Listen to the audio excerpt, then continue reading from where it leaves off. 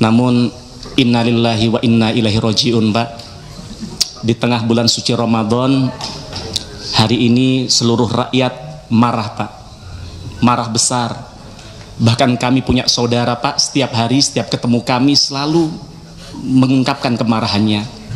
Mereka kecewa begitu mendalam terhadap Pertamina karena mereka merasa tertipu bertahun-tahun selama ini, Pak. Seperti yang telah kami sampaikan di awal bulan Desember yang lalu tentang kualitas BBM Pertamina yang dipertanyakan oleh banyak masyarakat kami, hari ini kekhawatiran kami di tahun lalu, Pak, bom waktu itu benar-benar meledak, Pak.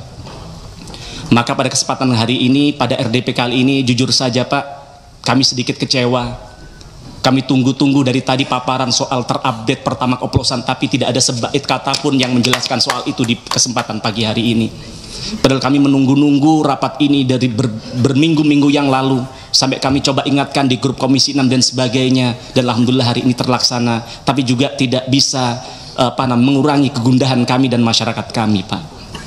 Maka harapan kami korupsi yang sudah ditangani oleh kejaksaan, yaitu Pertamax oplosan yang katanya sudah merugikan negara lebih dari 1.000 triliun rupiah ini, Pak, dan juga bahkan yang kemarin yang terupdate ditemukan juga adanya kontrak oplosan antara Pertamina dengan pihak swasta yang sudah berjalan sejak tahun 2017.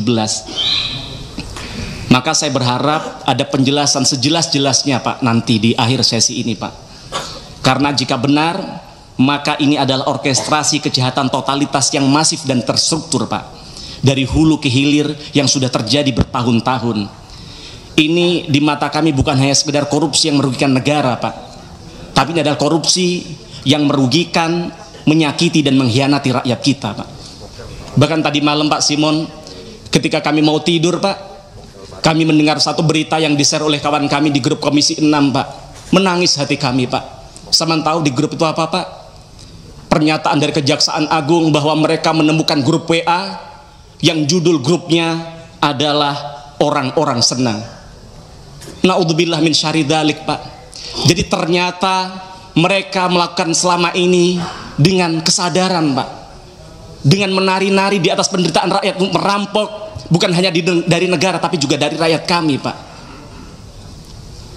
Kemudian Pak Dirut, baru-baru ini Menteri SDM mengatakan akan membangun kilang minyak yang dibiayai oleh Danantara dengan biaya mencapai 500 triliun rupiah.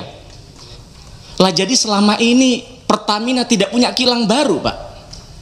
Padahal ketika 2019 yang lalu kami duduk di sini, ketika di situ di tempat Bapak ada namanya Bu Nike, saat itu menyampaikan bahwa RDMP Balikpapan maksimal tahun itu akan selesai, tapi ternyata kami baru tahu sampai tahun 2025 itu tidak tuntas juga, Pak.